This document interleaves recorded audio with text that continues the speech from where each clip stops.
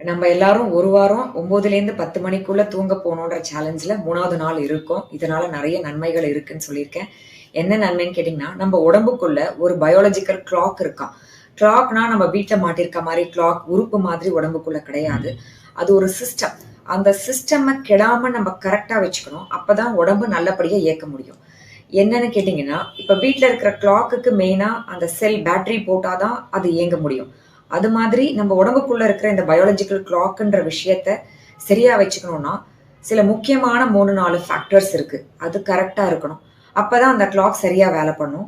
அப்பதான் நம்ம உடம்பு நல்லபடியா வச்சுக்க முடியும்.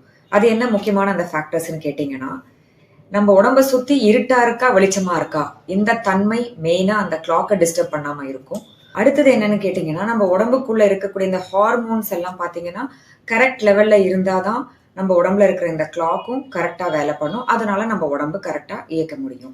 அடுத்தது என்னன்னு கேட்டிங்கன்னா, நம்ம தூங்குற டைம் ரொம்ப இம்பார்ட்டன்ட். ஏர்லியா படுக்கணும், ஏர்லியா எழுந்துக்கணும். இந்த சைக்கிள்ல இருந்தாதான் மெயினா மற்ற விஷயங்கள்லாம் கரெக்டா நடைபெறும் அப்படின்னு சொல்றாங்க. என்னென்னு ஒன்னொன்னா பார்த்துடலாமா? ஃபர்ஸ்ட் பார்த்தீங்கன்னா, டேலைட் இருக்கும்போது சன்ரைஸ் மூலமா உடம்புல இருக்கிற சில செல்ஸ் எல்லாம் ஆக்டிவேட் ஆகும்போது தான் இந்த பயாலஜிக்கல் கிளாக்கும் ஆக்டிவேட் ஆகும்.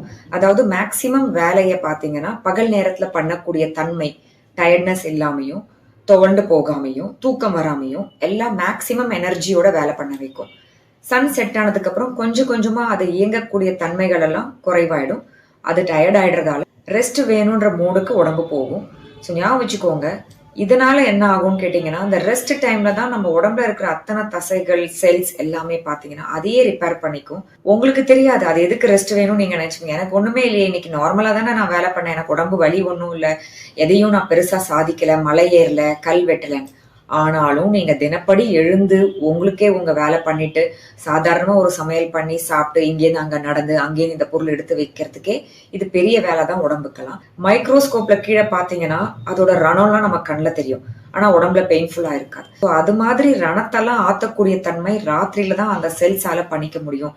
நம்ம முழிச்சிருந்தா ஆக்ஷன்ல இருக்கும் போது அந்த அணுக்களால வேலை பண்ண முடியாது, ரிப்பேர் ஒர்க்லாம். அதனால ஞாபகம் வச்சுக்கோங்க, சீக்கிரமா தூங்கணும், சீக்கிரமா எழுந்துக்கணும். அது ஒண்ணு. அடுத்தது என்னன்னு கேட்டீங்கன்னா, நான் வயிறு ஃபுல்லா இருக்கு சாப்பிட்டு முடிச்சோனையும் சில பேருக்கு பசி எடுக்கும். சாப்பிட்டு 1/2 மணி நேரம் ஆயிருக்காது, ஏதாவது சாப்பிடணும்னு வருவாங்க. ஏன்னு கேட்டீங்கன்னா, அவங்களுக்குள்ள இருக்கிற அந்த ஹார்மோன் ஐ எம் ஃபுல்லுன்னு சொல்லக்கூடிய லெப்டின் ஒரு ஹார்மோன் இருக்கு. அது கரெக்டான அளவுல இல்ல. அது கரெக்டான அளவுல இல்லைன்னா எனக்கு எப்பயுமே பசி இருக்குன்னு உடம்பு கேட்குமா, நம்மளும் அதிகமா சாப்பிட்டுட்டே இருப்போமா, அதனால வெயிட் அதிகமாகும். வெயிட் அதிகமாறதால எல்லா டிசீஸும் ஒன்னொன்னா வரும். அதாவது ஒபிசிட்டி, வெயிட் கெயின் ஆகிறதால ஒபிசிட்டிக்கு போகும், பிபி வரும், சுகர் வரலாம், கொலஸ்ட்ரால் அதிகமாகலாம், ஹார்ட் டிசீஸ் வரலாம். அடுத்தது தொடர்ச்சியாக ஒவ்வொன்றா சீக்குவலே போயிட்டே இருக்கும். ஸோ இதுக்கெல்லாம் ஒரு முற்றுப்புள்ளி வைக்கணும்னா, நான் சாப்பிட்டவனே பசி இல்லை அப்படின்னு சொல்லக்கூடிய அந்த ஹார்மோன் கரெக்டாக இருக்கணும். அதுக்கு நம்ம கரெக்ட் டைமுக்கு தூங்கணும். அப்போதான் அந்த சுரப்பிகள் எல்லாம் ராத்திரி செக்ரேட் பண்ணி கரெக்ட் அளவில் வச்சுக்க முடியும். இது தவிர்த்து நான் கரெக்ட் டைமுக்கு பசியும் எடுக்கணும். நம்ம பசி இல்லாம இருந்தாலும் தப்பு. உடம்பு பசி இல்லைன்னா என்ன ஆகும், சாப்பிட மாட்டோம், சாப்பிடலன்னா என்ன ஆகும், நரிஷ்மெண்ட் கிடைக்காது, உடம்புக்கு தேவையான ஊட்டச்சத்து இல்லாம நம்ம மால் நரிஷ்டா போயிடுவோம். ஸோ 3 வேளை கரெக்டா சாப்பிடணும்னா பசி எடுக்கணும். நம்ம சாப்பிட்டு முடிச்சு 4 மணி நேரத்துல இருந்து 5 மணி நேரத்துக்குள்ள அடுத்த பசி நமக்கு வயத்தை கிள்ளணும். அப்பதான் நம்ம அடுத்த சாப்பாடை நோக்கி போவோம். ஏன்னா உலகமே பாத்தீங்கன்னா இந்த வயத்தை ரொப்பறதுக்காக தான் நம்ம உழைச்சிட்டு இருக்கோம் இல்லையா. பசி இல்லாம இருந்ததுன்னா எப்படி, அது ரொம்ப கஷ்டமான லைஃப் ஆயிடும் இல்லையா. ஸோ 4 to 5 hours சாப்பிட்டு முடிச்சோடனே பசி எடுக்கணும்னா கிரெலின்ற ஹார்மோன் கரெக்ட் லெவல்ல இருக்கணும். அதனால நம்ம கரெக்ட் டைமுக்கு தூங்கணும்னா இந்த லெப்டின் அண்ட் கிரெலின்ற 2 ஹார்மோனும் சமமான அளவுல இருந்தாதான் எனக்கு இப்ப வயிறு ஃபுல், எனக்கு இப்ப பசி அப்படின்னு கரெக்டா உங்களுக்கு சொல்லும். அதுக்கேற்ற மாதிரி நீங்க சாப்பிட்டு அதிகமா சாப்பிடாம தேவையில்லாதது எடுத்துக்காம தேவையானது மட்டும் எடுத்துப்பீங்க. ஞாபகம் வச்சுக்கோங்க. 3வது ஹார்மோன் growth ஹார்மோன்னு சொல்லுவோம். வளர்ந்தவங்களுக்கும் இந்த growth ஹார்மோன் ரொம்ப முக்கியம். ஏன்னு கேட்டீங்கன்னா, growth ஹார்மோன் பசங்களுக்கு மட்டும் கிடையாது, நம்ம எல்லாரும் பிறப்புல இருந்து இறப்பு வரைக்கும் அந்த ஹார்மோன் கரெக்டா செயல்பட்டுட்டே இருக்கணும், சுரந்துட்டே இருக்கணும், செயல்பட்டுட்டே இருக்கணும். அப்பதான் அன்னன்னைக்கு நமக்கு வேரண்டர். அதாவது இப்ப இன்னைக்கு ஒரு போட்டோ எடுத்து நீங்க வீட்டுல பிரிண்ட் எடுத்து வச்சுக்கோங்களேன், இதையே அடுத்த வருஷம் இதே நாள்ல ஒரு போட்டோ எடுத்து வைங்க. அடல்ட்டுக்கே சொல்றேன். ஸோ 40 வயசுல ஒருத்தர் போட்டோ எடுக்கிறாரு இன்னைக்குன்னா, அடுத்த வருஷம் 41 வயசுல ஒரு போட்டோ எடுக்கிறாருன்னா ஒரே மாதிரியா இருக்கும். எவ்வளவு மாறுதல் இருக்கு அந்த உடம்புலயும், முகத்திலையும், ஸ்கின்லயும், தலைமுடியிலையும், உருவத்திலையும். நம்ம ஒரு வாட்டி குண்டா இருந்திருப்போம், அடுத்த வாட்டி ஒல்லியா இருப்போம், ஒரு வாட்டி ஒல்லியா இருந்திருப்போம், இன்னும் அதிகமா பெருத்திருப்போம். ஸோ இந்த மாற்றங்கள்லாம் growth ஹார்மோன்ஸால தான் மாறிட்டே இருக்கு. ஸோ உடம்புல growth ஹார்மோன் இருக்கணும், சரி அளவுல இருக்கணும்.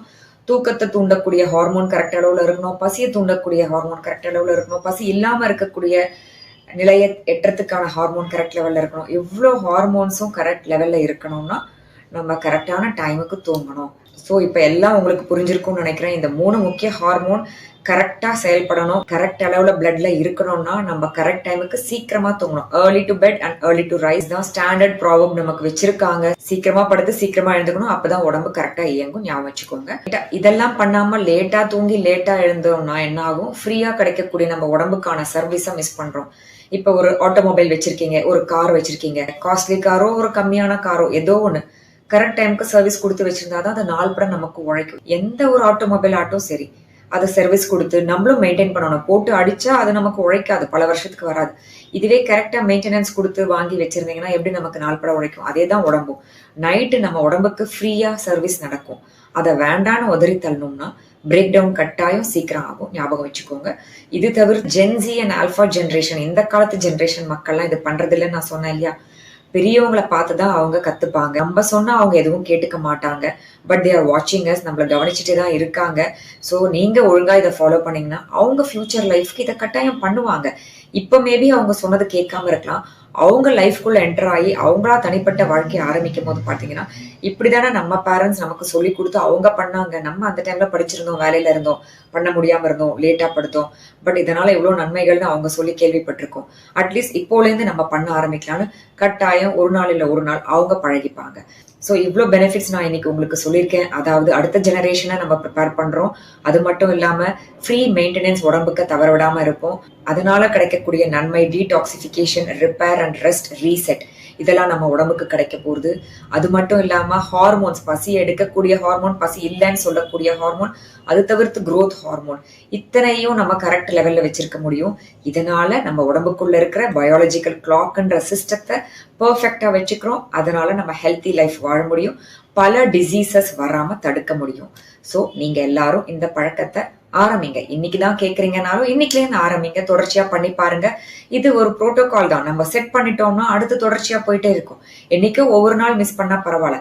அதுக்காக வாரத்துக்கு ஒரு நாள் தான் இந்த மாதிரி நான் தூங்குவேன்றதை தயவுசெய்து வச்சுக்காதீங்க. உடம்பு தான் ப்ரையாரிட்டி, ஃபர்ஸ்ட் ப்ரையாரிட்டியா வச்சுக்கணும். மற்றதெல்லாம் அடுத்தது தான். ஓகே, ஸோ இதெல்லாம் ஃபாலோ பண்ணிட்டே இருங்க. இன்னும் நிறைய பெனிஃபிட்ஸ் இருக்கு. நான் அடுத்தடுத்த நாள் உங்களோட பேசும்போது அதெல்லாம் சொல்றேன். 3 நாள் இன்னைக்கு நைட்டோட முடிப்போம். மீதி 4 நாள் பண்ணிடுங்க. அதுக்கப்புறம் தொடர்ச்சியா நம்ம லைஃப் ஸ்டைல் ஹேபிட்டா கொண்டு வந்துடலாம். Okay, all the best.